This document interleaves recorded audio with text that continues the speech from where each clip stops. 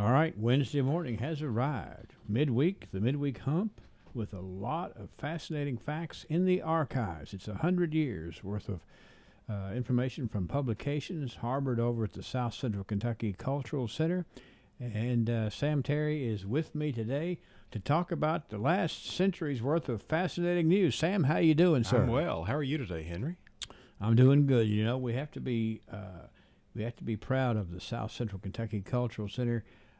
You know, I'm by there quite a bit and notice there's always new people over there. There's always new things going on, and we have a lot of volunteers over there that make it possible. And if you want to be in with a group of people who love history and are making sure that the next generation is going to love our history, give Debbie Pace a call at 651-9792 and say, I want in. Well, and you know, a good time that you could do that is on Thursday evening if you will come to the Barren County Historical Society's presentation of Crowing Hen, Cousin Emmy, and a Kentucky pioneering performer by Nancy Ritchie. And that's going to be at 6 o'clock tomorrow night at the Cultural Center, and just one of the many things that you can see and do there from time to time and learn a little bit of our local history. I'm anxious to see the video clip where Cousin Emmy was on the Jack Benny show. Yes. I just think that's going to be something else. I think that's been extremely hard to come by, and the first time that Nancy's been able to share that with a public group. Well, let's just be sure and be there. We'll leave enthused. I hate to shift gears to a sad story, but it was 100 years ago this day, the 24th day of July in 1924, where we learned that two drowned in Barren River below Finney. Mr. Will Flora and his 3-year-old child, and Mr. Riley Hunt, all of Allen County, just across the Barren, undertook to cross Barren River at the Irvin Ford, some half a mile below Port Oliver, 2 miles from Finney, and found the river entirely too high, but after it was too late to turn back. The horse was swimming and the buggy was floating when Mr. Flora leaned over to one side to grab a hitch rein when the buggy turned turtle. This threw the occupants all out into the water, and also threw the horse over. Mr. Hunt was a good swimmer, but Mr. Flora was not. Mr. Hunt got a hold of some tree roots and found Flora had a hold of him, but it was the difficulty that he got loose and pulled himself out. But Mr. Flora and his little child and his horse were all drowned.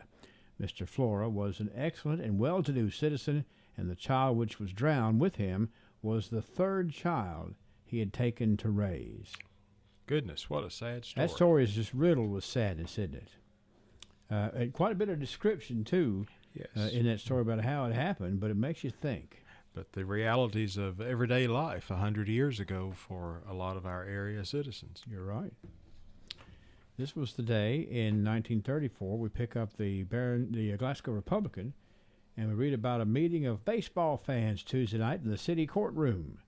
It was decided to ask baseball fans of the city for a weekly sum until the close of the season. Fans will be asked to either pledge so much a week, or if they prefer to make an outright donation.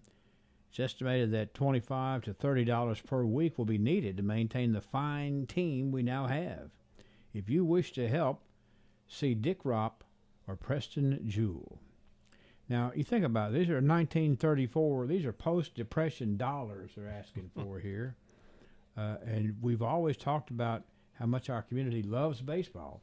This would certainly be, as they say, this would be a time to pony up. It certainly was. It was a pretty good sum right there for sure. It was a great pastime for the players and the spectators. 1944, we learned about the Lucas Bruce Homemakers Club. Met at the home of Mrs. W.P. Hawks on Thursday. There were actually 15 members and 2 visitors and the home demonstration agent. All came out there to the Lucas Bruce Homemakers meeting. Now, the lesson for the meeting was the control of household pests.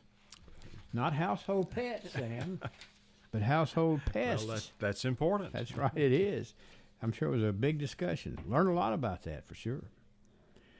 Let's move here to, this is I believe this is 1964, where we are looking at a news story about Paul Jolly, who returned Thursday from Chicago, where he attended the Second National Convention and National Association of Independent Sewing Machine Dealers, which was held at the Sheraton Hotel from Tuesday until Thursday. Of course, 1964, sewing was a big deal. And Mr. Jolly was very much involved in that around here, so much so that he went to the National Convention to bring the latest back home to all the folks who were sewing and wanting to improve sewing. That was 1954, I guess, because this is 1964 coming up. I'm sorry, I had Mr. Jolly a decade ahead. 1964 today, we learned in the Glasgow Times about Sports-O-Rama. Going to be sponsored sports and boating events here July 30th and 31st and August the 1st at the Citizens Bank and Trust Company. Now, Bill Jay, the big director of news and public affairs for WLAC TV, will be here on Saturday. Of course, Bill Jay was a kind of a famous sportscaster type, one of the early sportscaster guys. I mean, I remember him on TV. I never knew him, but I just knew that Bill Jay, like his last name probably started with J. It's like, Jankowski or something like that, but he just used the J part, and was very famous and well respected, and that's a big deal for him to get Bill Jay up here at Citizens Bank and Trust. 1974, we have news about Carmen Gwynn. Miss Carmen crowned Miss Farmers RECC of 1974. The first runner-up, Melanie Waldrop, first runner-up. Now, I know both of those ladies. I'm glad I wasn't a judge.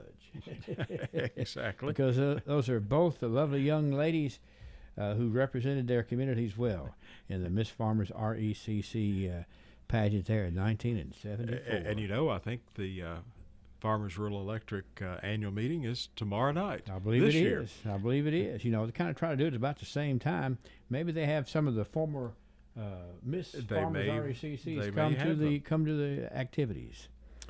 Let's go to 1984, where we learn about the Temple Hill Lions Club officers are elected. They are Neil Pendergraft, the president, David Riddle, the first vice president, Danny Simmons, the second vice president, Les Harlow, third vice president, Doug Belcher, the secretary, Roland Bartlett, the treasurer, and Ronnie Nichols, the tail twister. Now, that is a Lions Club. Those names are stalwart people who contributed to the success of the Lions Club and to the entire community over the years. And some still actively involved in the Lions Club in Temple Hill. No question about it, for sure. That's an all-star list for sure, Sam. This was the day in 1994 we learned in the Glasgow Times about Veteran Police Department parking attendant Mary Mitchell retiring after 22 years with the city of Glasgow. Now, Miss Mary was a fine lady. She was indeed. Police officer, a fine parking attendant, and just the really sweetest lady you'd ever want to talk to. And, I think she was well known here and beyond. Well known, yet well respected. Absolutely. I mean, she would talk to you, but you didn't want to cross her because it would be an infraction you wouldn't want to repeat. Let's go to 2004. We have news this day about Dr. Charles Roberts retiring as the Caverna School Superintendent. And in 2014, we learn some information here about Casey Page London being crowned the Miss Barren County Fair. I believe that's Cassie. Oh, is it Cassie?